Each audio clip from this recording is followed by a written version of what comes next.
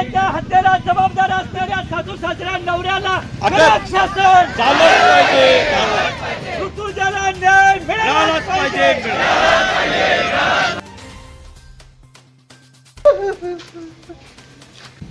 आणि अजून आरोपी फरार आहेत, एकच गावातील आरोपी फरार आहेत. ज्या मुलीवर अन्याय झालाय त्या मुलीला न्याय हा मिळालाच पाहिजे. संयमाचा बांध तुटू देऊ नका. प्रचंड खतखत आहे. ताबडतोब तुम्ही तुमच्या परीने आरोपीला अटक करा. मृत्यू हा आत्महत्या नाही, ही हत्या आहे. अगदी जबाबदारीने सांगतो. आणि ह्या हत्या ही घातपात आहे आणि ह्याची CIDच्या मार्फत सखोल चौकशी झाली पाहिजे.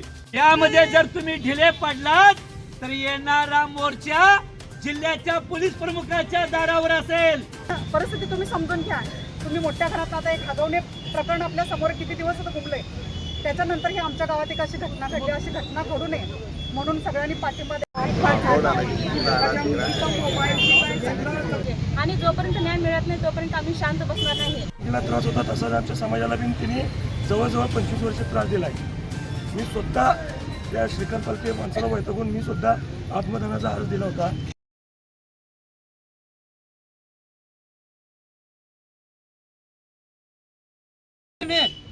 आणि कशासाठी आणि कुणासाठी तुम्ही आत्मपरीक्षण करा. तुमच्या घरातली जावा, संध्याकाळी रात्री झोपताना बघा.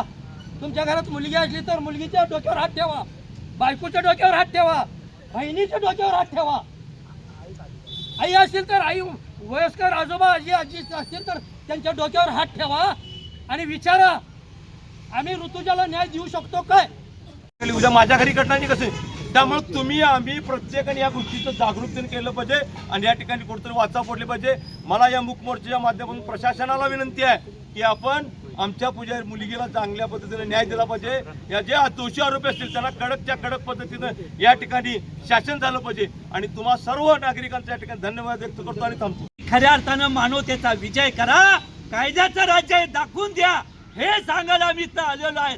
आणि ते तुम्ही केला नाही तर मग पुढचा निर्णय काय घ्यायचा ते आम्ही आमच्या पातळीवर घेऊ. हा निर्वाणीचा इशारा तुम्हाला सांगायला या ठिकाणी आलेला आहोत.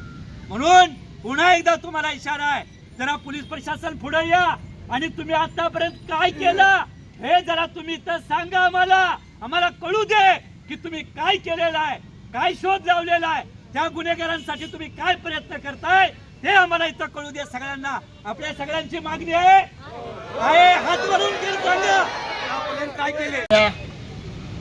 समजा जर गावातले तर हात पोलीस स्टेशनच्या हद्दीच्या अगदी जवळ असलेल्या आरोपींना आपल्याला पकडता येत नसेल तर नक्षलवादी आणि त्या लोकांना तुम्ही कसं पकडणार आहे मला काय समजावं नाही.